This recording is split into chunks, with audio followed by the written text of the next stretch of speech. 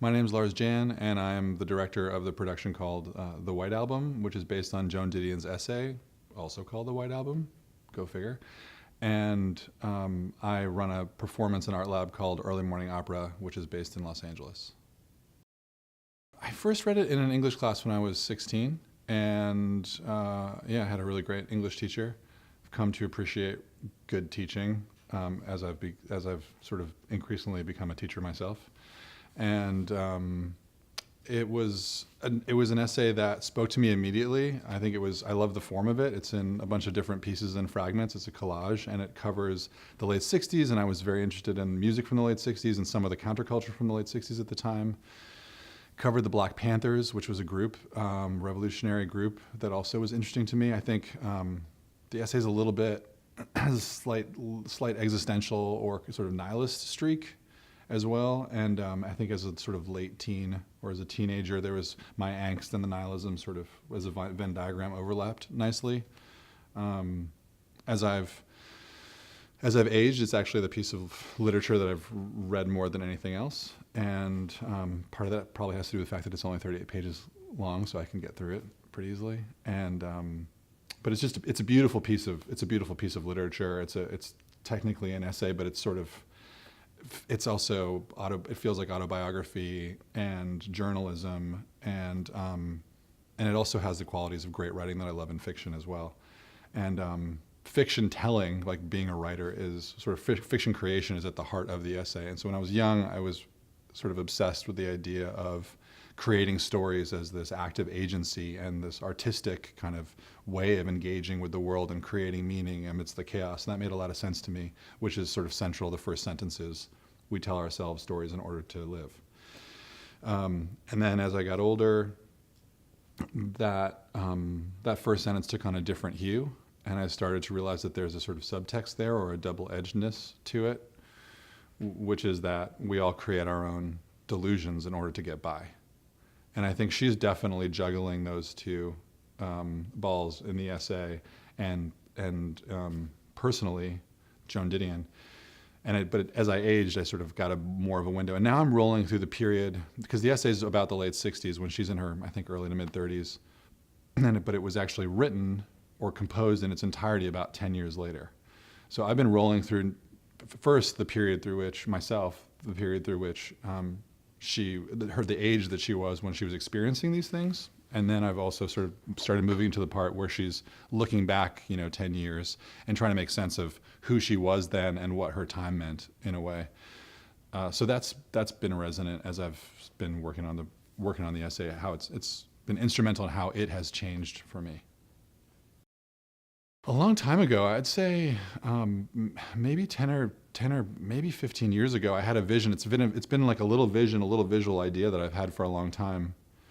And it's really just that there's a woman, not exactly Joan Didion, but a kind of Joan Didion-like figure, who walks out of a house that has big glass sliding doors, like as if it's looking at an amazing view of the ocean or something. And she goes outside, and you can see, like, we're sort of looking into this house, and there's a really great party, and you just see this woman kind of come out with a drink, and she opens the sliding door and closes it, and she's by herself on this porch or veranda. So she very consciously leaves the party, and you see this party behind of all of these people, like, making fools of themselves and having a good time and dancing and making out, and it sort of happens in time lapse, where the party just goes from sort of a trickle of people to sort of peak volume and activity to like fight and conflict and falls apart. So and then this woman is just sort of talking in this visual idea is like just talking directly to me, but also sort of just talking to herself. And I think some of that comes from, and that's how that's how I build projects, is that little visual ideas like that come up. Most of them don't recur. The ones that do recur sometimes become obsessions. And this one has been with me for a very, very long time, but didn't sort of move to the front burner because actually I didn't think that I would ever be able to get the rights. And then when I thought maybe I could get the rights, when I was a place in my career where I thought, oh, maybe I could actually try to get these, then I couldn't, and I was ignored for probably about 5 years. And then it took a few more years of trying. So it's an idea that I've had. I can't point to the exact origin. It's sort of a ghostly image that I've been tracking for a long time, and I've been trying to interpret. It's been evolving slowly over the years too. So this essay is, the White Album itself is highly theatrical. So she's using, it's first person direct address to the reader. And it's both extremely macroscopic. It's talking about the time period, Janis Joplin, the Doors, the Black Panthers, student protests, Manson. And then on the other hand, she's talking about her own personal crises. And she's sort of zooming in and out constantly in this beautiful, arrhythmic, poetic way, which is one of the, I think, hallmarks of her brilliance and of the essay. She's very clinical as a writer, very precise. I wouldn't call it dry. But she, in this particular essay, more than anything else I've ever read of hers, she's actually using the theater and cinema as a metaphor for her experience of the world. So she's talking about having had a script but feeling like she lost it, about feeling like she was supposed to hear cues but she missed them.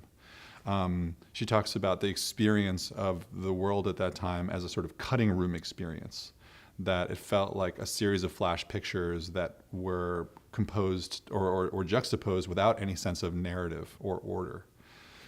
So I think because of that, it just suddenly a person embodying that text, an actress, in this case Mia Baron, my partner, who's a fantastic actress, she's not playing Joan Didion. And what's really exciting about that is just like, it would be strange to, like, if Hamlet was a person who wrote Hamlet, for somebody to pretend to be that person. We've kind of liberated and thought about it as a fictional character and said, like, okay, we're not going to, have the Joan Didion hairstyle or those glasses or her particular, because she's an amazing, one of the things about Joan Didion is that she's as iconic herself as any of the characters that she covers. And so we wanted to make sure that we weren't kind of doing a Madame Tussauds evocation of this particular person, who's also very much alive and very much a figure in the United States. So I'm trying to think about how the text can be sort of liberated a little bit from the reality of the 60s and also from what we know of Joan Didion as a figure herself, and see how the text can sort of be a trampoline for character investigation and development. And we're still in the process of that. But I'd say that although the language and the voice is very much Joan's interior monologue, Mia's taking it to places that I think Joan herself would never take it expressively, except through the form of writing. And part of that is about, okay, why theater? Why adapt this work? The work is pretty perfect in its current form. It has tremendous structure, and poetry and integrity in its current kind of container. So I think the adaptation had to do with two things. One is I'm really interested in sort of the 2018 in relationship to into the late 60s, and I feel like there are some very large cultural resonances that we're trying to bring out. And yet the struggle that she's talking about as an artist, trying to kind of create coherence externally and internally simultaneously, is something that I personally relate to, and I know my partner Mia relates to, and it's this ongoing struggle of being an artist in what were and what are very, very violent times. Yeah. Well, I grew up in the 80s. And so the first president and sort of administration that I knew, and sort of the social wave that I grew up under, was Reagan inspired. Reagan himself, and then sort of the derivatives of Reagan that we're in many ways sort of still living under the legacy of. And only in sort of researching this essay, we did some deep diving into the various. She covers things, but sometimes she covers stuff from the late 60s so briefly that are massively impactful to people's experience of the time. For example, she only mentions Vietnam once. She says, I was on the veranda of the Royal Hawaiian Hotel and watched the reports from My Lai come in. And I sort of had a dim understanding of that, and then I had to go do some research, and I realized, okay, well, people were getting, first of all, My Lai itself is an epical event, and people turning on the TV and seeing the Vietnam War streamed into their homes via television was an entirely new thing. And so she's talking about all of these characters and these different social movements, student protests, Black Panthers. They all ultimately connect to Vietnam, but she barely mentions it. So in 2018, trying to figure out how we translate this story in this voice where she's taking certain things for granted, that people, certain kinds of cultural fluency, what are our equivalents? How do we do that translation? I think is very important. But just to go back to your question, Reagan, in doing this research, standing on the lawn of the Sacramento State of the state outside the State House in Sacramento, and he's signing autographs for kids for something, and it's very idyllic, and I think it's 1967. And the Black Panthers roll up, about 20 of them, because the state legislature is about to consider a bill to change the open carry laws, which is part of the genius and how the Black Panthers came to be, because they were really the idea was that they were going to police the police. There was all this police brutality, and so they would just follow along police cruisers, or if they saw somebody who was a person of color who was being detained by the police, they knew that it was within their rights to stand to keep at a distance, but they would open carry shotguns and be armed, and they would make sure that the person's rights were, that the person wasn't brutalized and that they knew their rights. And the police obviously didn't have a positive reaction to that. And this moment when the Black Panthers are kind of protesting the fact that the powers that be are about to change the laws and make their initial, their inciting reason for existing illegal, they show up with a bunch of shotguns. They're wearing their iconic berets and black leather jackets, and there's a bunch of reporters who are covering Reagan. And Reagan's a movie star. He likes being in front of cameras. That's his gig. He'd been doing that for 40 years at that point, if not more. And all the camera people drift away from Reagan and say, "Who are these people? What's going on?" And eventually they go into the State House by mistake. They end up going to allegedly end up going by mistake, end up going to the floor of the legislature as opposed to the viewing area, which is what they had intended to. And then they get embroiled in years and years and years of legal battles. But Reagan was instrumental in sort of being like the hard right arm of the law coming down on them, and he realized them as an extreme threat from the very earliest moments. And so you see this very progressive, homegrown, organic group of, educated but also really raw individuals coming from all kinds of different backgrounds, but creating a mechanism by which to address an issue in their community. And then you see in relief the power structure that Reagan was just entering into as governor, and how Reagan, for example, was so aware of them early on. And I just feel like I'm so inspired by so many of the questions that were asked by different sort of protest movements in the late 60s across they raised lots of questions that resonated with each other, but there were just, like the women's movement and the sort of the ascension of the civil rights movement and the transformation of it, and free speech, the way that all these different conversations came together and then ultimately kind of factionalized. But the story that I didn't really fully understand until researching the essay was the extent to which the powers that be, the governmental structure and the arm of the police, and J. Edgar Hoover, as the head of the FBI, through a program called co-intelpro, identified these groups, worked to discredit them, worked to embroil them in legal battles, worked to imprison them, worked to turn them against each other, very strategically, and I've come to realize that actually the wave, the sort of Reagan inspired, but also policing, the wave that's countered the inciting questions from the late 60s, the counter wave in some ways is actually more of a tsunami-like force than those questions themselves. And many questions, like a lot of that potential energy that was raised in that moment has become diffused and has been unrealized. And I guess I always sort of knew that to an extent, but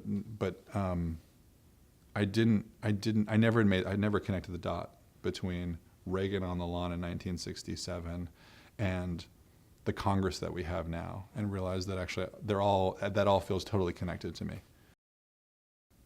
Yeah, at the moment, that changes from day to day. sometimes I have ideas and I think they're very clear, and then we try them out and they don't do what I think they're going to do. Part of the kind of 2018 late 60s dissonance is that the essay's focused in California and I live in Los Angeles and I moved there, and it also happens in Didion goes to the Bay Area a few times, sort of in the middle of the essay, to cover some student protests and to have some conversations or to cover the Black Panthers. And so she's really a visitor in the Bay, even though she's from there, but she hasn't lived there in a while, and I think she's also pretty foreign from the communities that she's covering. And so there's a lack of dimension, I would say, to her perspective on those movements. Like we were saying that, you mentioned maybe she has a sort of a dry style or like a clinical style, but she can sort of cut everybody across off at the knees across the board. And I love that about her, that she's equally suspicious of all comers. But I struggle with her perspective on those progressive movements in the Bay in particular, not because, they're all saints or they're all right, but because they are more dimensional than I think she portrays them in this essay. Then again, what is there but an unreliable narrator? What else can you do in 38 pages? Nobody ever gets it totally right. Every portrait is distorted. And that's why we're going to perform every single word of the White Album in order. I'm not going to deconstruct it. It's a masterpiece. We're going to start with the first word. We're going to end with the last. We're going to do some things in terms of the staging that's going to resonate with the language in different ways. But we're kind of separating sound and picture, and letting the audience kind of figure out how they're synchronized. And so in those sections I'm struggling with about the Black Panthers and the student protests a little bit, I'm trying to figure out how to create that dissonance. Yeah, as an artist, I think I understand what I do and why I do it in slightly different ways as time progresses as well. I think I'm more of an activist than I used to be, although I've always considered myself an activist. I think I come out of the theater. I was originally a photographer, and I think I always approached performance in a pretty visual way. And I never played like the catch-up in the school play, or I never had a traditional theater background. I was turned on to performance in general, dance and experimental performance in my early 20s. I liked theater because it was syncretic.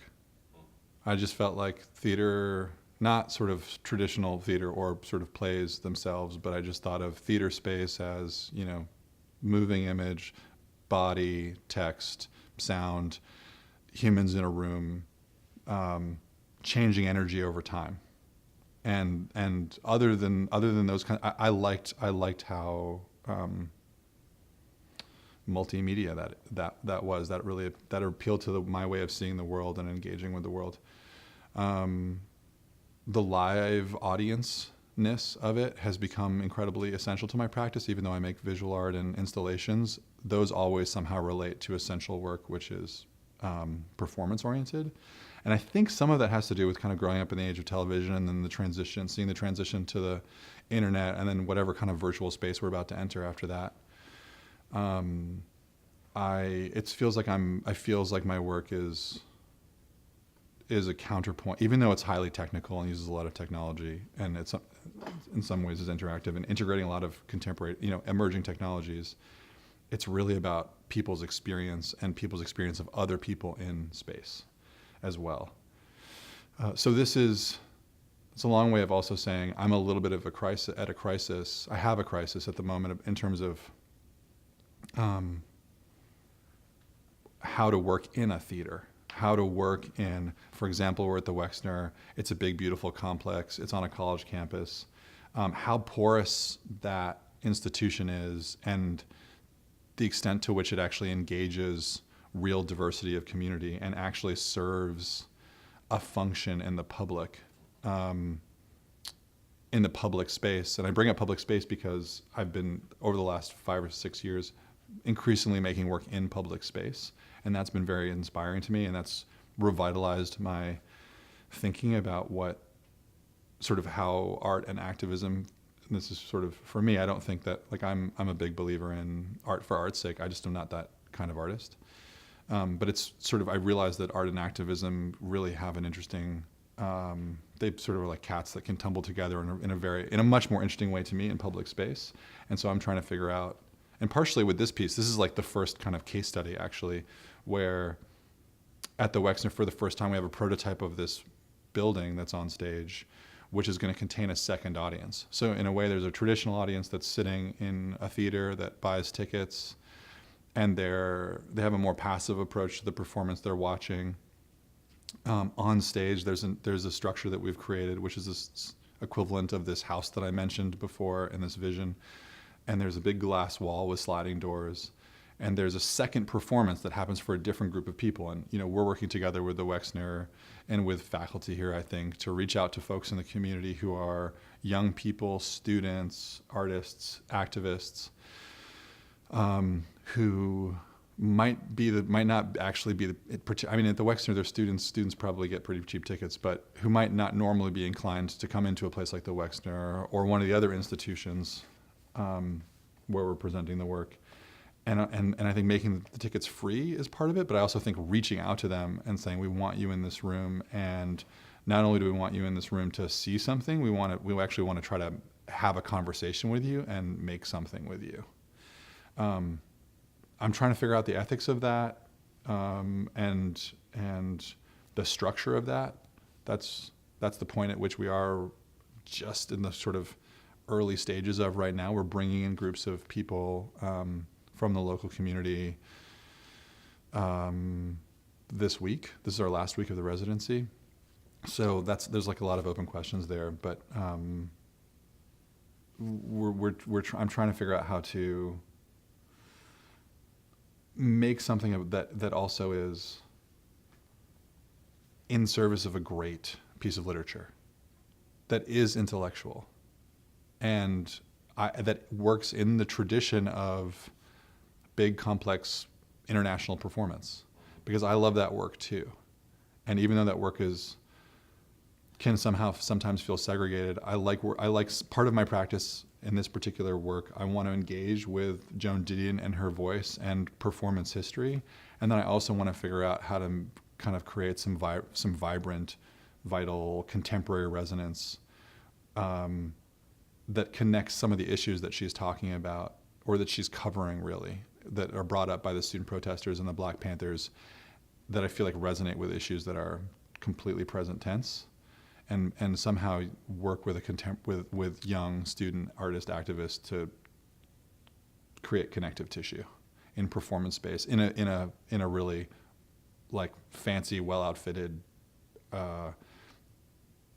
temple of culture. I don't know if we've gotten there yet, because actually we have 3 groups coming this week. So I think if you ask me in a few days, I think I'm going to have a really different answer. I would say that the thing that's been interesting from engaging with one group so far is I realized that the question that we were asking them to engage with was probably the wrong one. The question we sort of were asking was about, if you were going to create, in a way, you're going to create an exhibition that was about 2018. What would you select from to tell a story to people in 50 years in the future? And I just realized that was a flawed question and didn't yield to really interesting results. And I realized that actually what I'm more interested in is there something that you'd like to change? And to not only brainstorm about that with a group, but figure out is there a way to actually, just for this group, for this like small amount of time, can we all focus on a thing? And if we do that, then can we take the next step, which is, out of all the different things that we could potentially do about it, can we all just decide on one thing to start with? So we'll see how that plays out. But our first experiment with a group really led me to realize that we're heading in the wrong direction. So I think actually what I'm most interested in is, what did the Black Panthers see that they wanted to change? What did they do to change it? The student protesters at San Francisco State, what did they see that they wanted to change? And then what did they realize they needed to do to change it? What kind of coalitions did they build? What tactics did they use? And then with the benefit of historical hindsight, what tactics were used against them, what tactics were used against the Panthers, what was used against the students.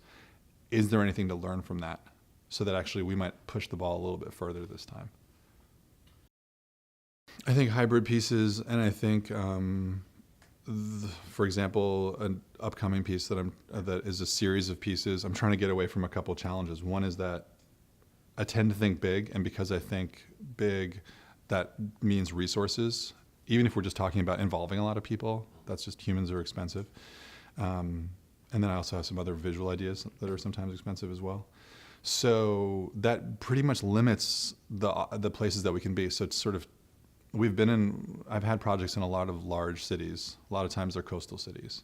I want to figure out how to make work in public space that is as satisfying and complex in terms of the ideas, but which is much more flexible in terms of their footprint, so that we can be in other kinds of public spaces in smaller cities or different kinds of environments. Not only to, in a way, to ease the burden on the people that are actually interested in collaborating with me. There's a lot of times when folks are interested in a project and we just realize that it can't work, and there's no mechanism that I'm actually trying to create a mechanism by which I can be a Robin Hood for supporting my own work going to places so that I could subsidize it myself, and that has something to do with like my visual art practice. And I sort of have a commercial gallery now, and I'm selling artwork, and I've been able to recently actually put money from the sales of visual artwork into the performance work, which is always this big money suck. I would love to continue to do that in a more robust way, and also scale the work down so that it can be, so that it can just be more flexible. And that project that I'm working on is called Operated Traps, and it's a series of small public installations which happen in public space. And the idea is that eventually there's probably 6 or 7 or 8 components. Any one of those can be presented probably with 2 guys in like a U-Haul, or 2 whoever's in a U-Haul, driving somewhere, setting up, doing it, and it's participatory and interactive with the community. And then the idea ultimately is that all of those get put together into a parade, and that whole piece is about protesting peacefully in public space, and also the militarization of the police force concurrently. So I just feel like heading into 2020, I want to start a conversation about ethical policing, and also the right to protest in public space safely, and the necessity of protesting safely, and begin a conversation around that in advance of the various media maelstroms that I'm certain are coming, and the certain collisions that are coming as we ramp towards the 2020 elections, and I'm sure after as well.